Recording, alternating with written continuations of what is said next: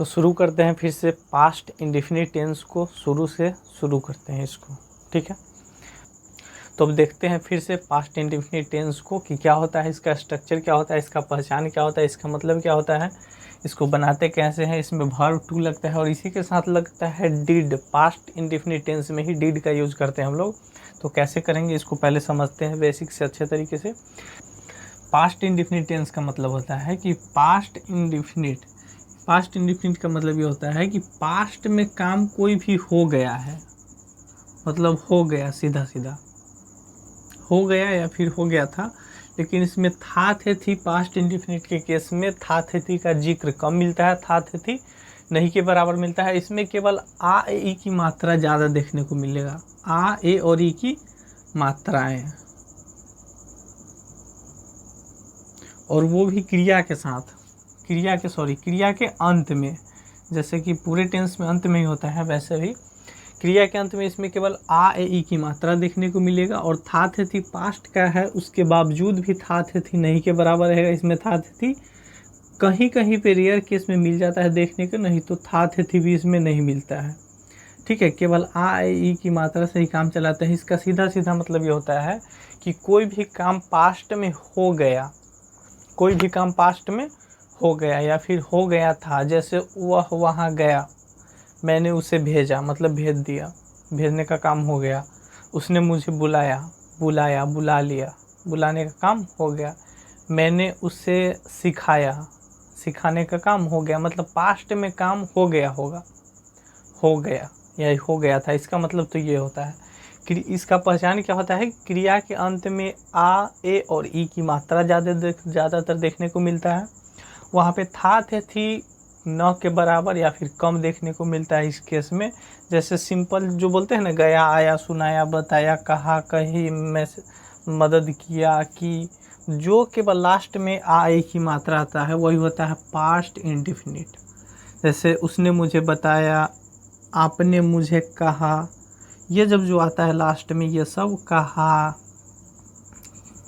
केवल क्रिया के अंत में मात्रा केवल कि उसने मेरी मदद किया, मैंने उसकी मदद की, मैंने उसे एक पत्र लिखा, केवल ये मात्रा आकर के रह जाता है बस। इसमें था थे थी नहीं रहता है। अगर प्रेजेंट का रहता है मात्रा तो प्रेजेंट में हमेशा प्रेजेंट का कोई भी टेंस वहाँ पे है हूँ प्रेजेंट में रहता है। लेकिन पास्ट का ये ऐसा केस है जिसमें था थे थी नहीं रहता है, यानी नहीं के बराबर रहता है, दिया हुआ ही नहीं रहता है। उसको बनाते हैं पास्ट इंडेफिनिट टेंस से। पास्ट इंडेफिनिट टेंस का स्ट्रक्चर क्या होता है, सब्जेक्ट और इसी में लगता है verb two, subject verb two, और इसी के केस में आता है एक डिड जो कि हेल्पिंग वर्ब होता है पास्ट इंडेफिनिट टेंस का। डिड जब नेगेटिव बनाएंगे या फिर इंटरोगेटिव बनाएंगे तो वहाँ पे डिड लगाएंगे, तो उसको बाद में देखेंगे, पहले अफर्मेटिव देखते हैं। इसमें सब्जेक्ट कोई भी हो हमेशा वर्ब टू का वर्ब टू ही रहेगा। इसमें कभी वर्ब वन, जैसे प्रेजेंट इंडेफिनिट में क्या था कि प्रेजेंट इंडेफिनिट में सब्जेक्ट वर्ब वन ऑब्जेक्ट होता है, ठीक है। और वहाँ पे वर्ब वन ऑब्जेक्ट होता है सब्जेक्ट अगर आई बी यू दे है तो। अगर सब्जेक्ट जब उसमें ही सी इट हो जाता है तो वहाँ पे क्या होता है, वर्ब वन का वर्ब फाइव बन जाता है, यानी एस और एस लगाते हैं। लेकिन इसमें सब्जेक्ट कोई भी हो हमेशा वर्ब टू का टू ही रहेगा। इसमें एस और एस कहीं पे ऐसा यूज करने के लिए इसमें नहीं होता है।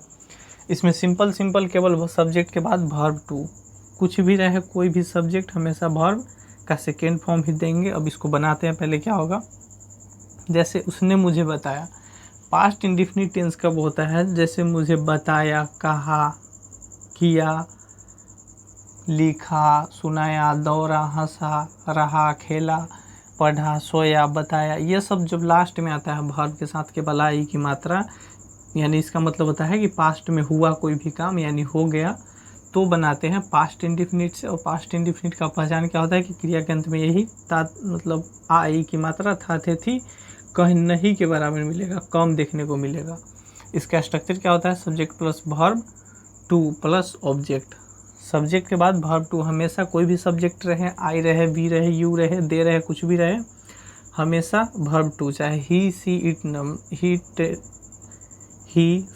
इट नेम कोई भी सब्जेक्ट है हमेशा वर्ब टू ही देंगे। प्रेजेंट के लिए जैसे क्या बनाते थे, एस और एस लगाते थे, यहाँ पे एस और एस का यूज नहीं करेंगे, केवल वर्ब टू तो वर्ब टू बस, उसके अलावा कुछ नहीं करना। इसका कुछ अफर्मेटिव केस है, जैसे उसने मुझे बताया, सब्जेक्ट उसने का अगर कोई ही है तो ही, और सी है तो सी, ही बताया। वर्ब टू देना है, बताना का होता है टेल, टेल का told, verb two. He told me, subject verb two object, he told me.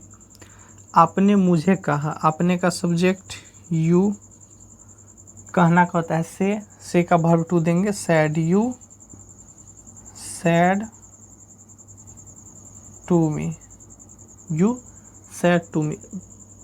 आपने मुझे कहा, या फिर ऐसे भी बना सकते हैं you said me, said to me passive case में भी यूज करते हैं टू लगा करके, लेकिन यहाँ पे हम ऐसे भी दे सकते हैं यू सैड मी, आपने मुझे कहा, या फिर यू सैड टू मी मतलब मुझसे कहा। ज़्यादा बेहतर कौन सा होगा, सैड टू मी। मैंने उसकी मदद की, मैंने का आई, मदद करना वर्ब है, हेल्प, हेल्प का verb two helped, I helped उसकी, हिम, आई हेल्प्ड हिम या फिर हर, ये डिपेंड करना है कि जो ऑब्जेक्ट यहाँ पे कौन है, अगर लड़की है तो हर, अगर लड़का है तो हिम। वकील ने जज को पूरी कहानी सुनाई, ये सब सेंटेंस होता है पास्ट इंडेफिनिट में।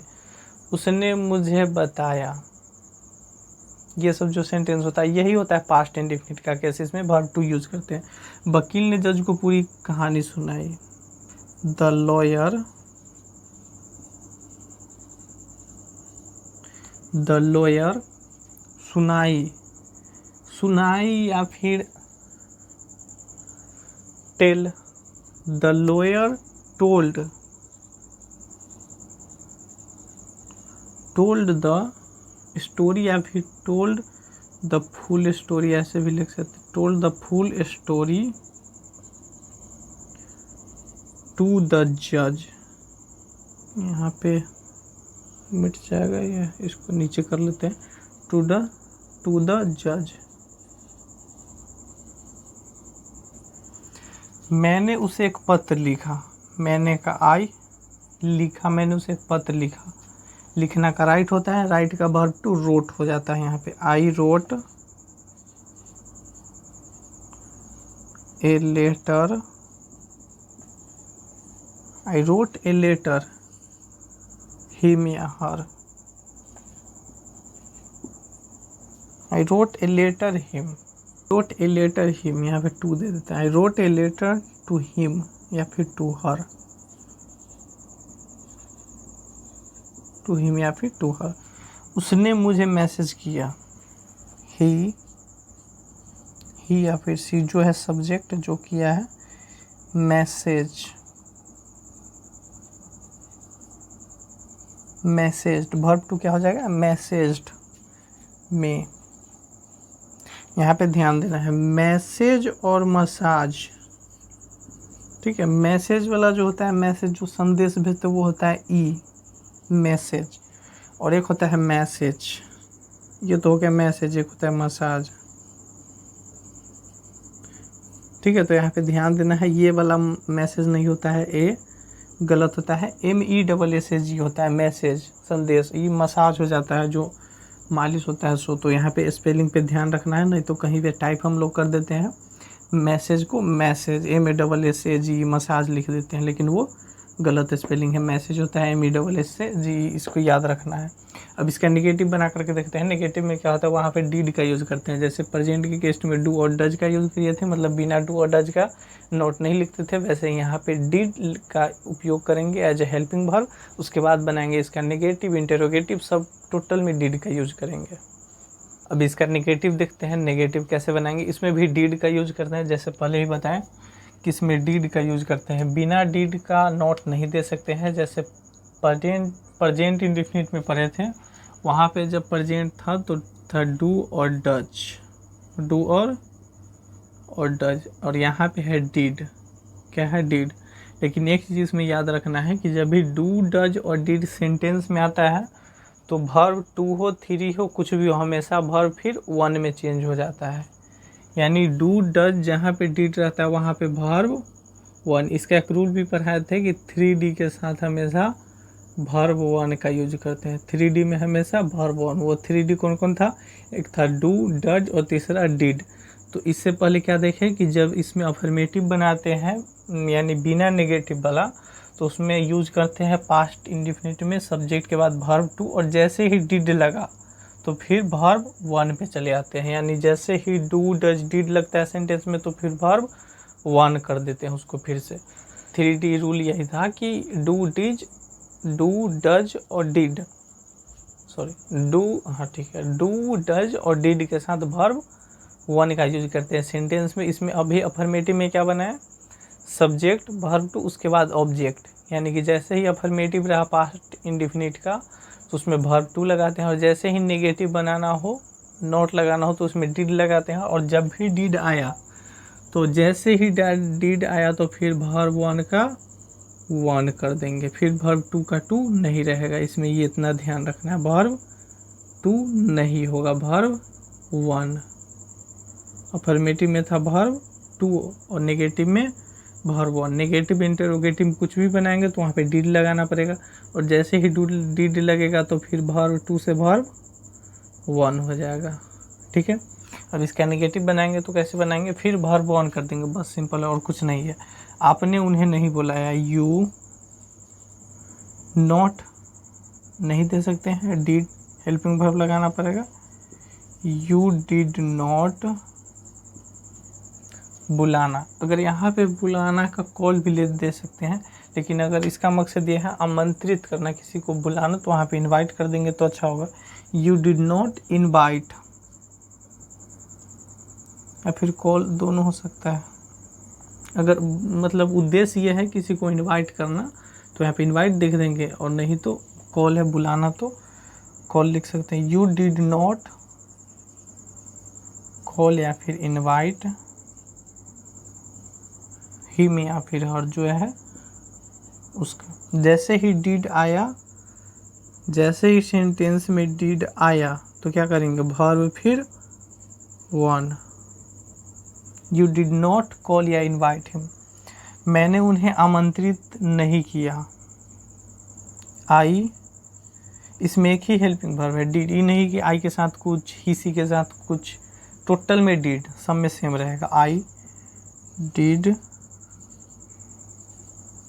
नॉट, आई डिड नॉट आमंत्रित करना यानी कि इनवाइट करना। I did not invite him, उन्हें, देम, कुछ भी दे दे। उन्हें का यहाँ पे देम दे सकते हैं, यहाँ पे भी देम दे सकते हैं, इसमें कंफ्यूज नहीं होना है।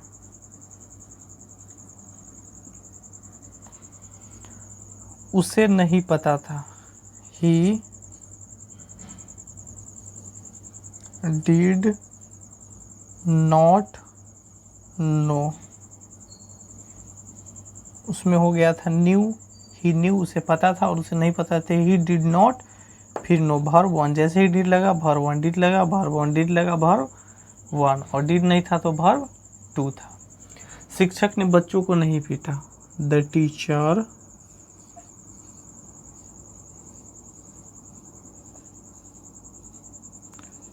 Did not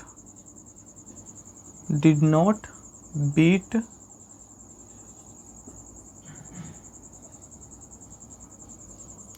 the children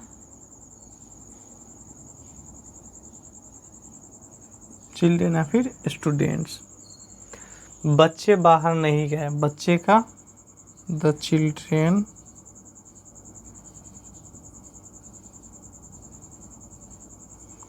children did not, यहाँ पे चिल्ड्रेन है, ठीक है।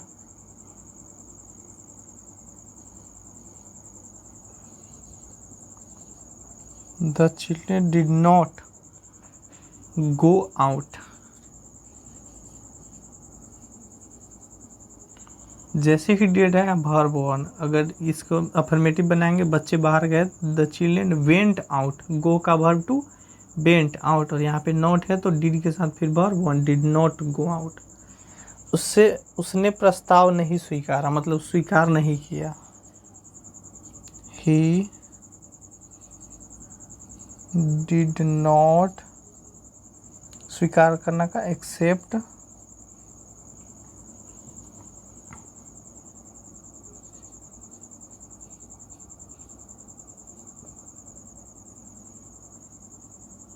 he did not accept the proposal. Proposal मतलब उसने प्रस्ताव नहीं स्वीकारा या फिर स्वीकार नहीं किया। तो इस तरीके से बनाते हैं पास्ट इंडेफिनिट का अफर्मेटिव। अफर्मेटिव में वर्ब टू, और जैसे ही नेगेटिव बनाएंगे तो वहाँ पे लगाएंगे नेगेटिव बनाने के लिए डिड, और जब डिड लगाएंगे तो डिड के साथ फिर वर्ब वन। इस तरीके से बनाते हैं पास्ट इंडेफिनिट टेंस को। अब इसके इंटेरोगेटिव और WH फिर अगले लेक्चर में देखेंगे।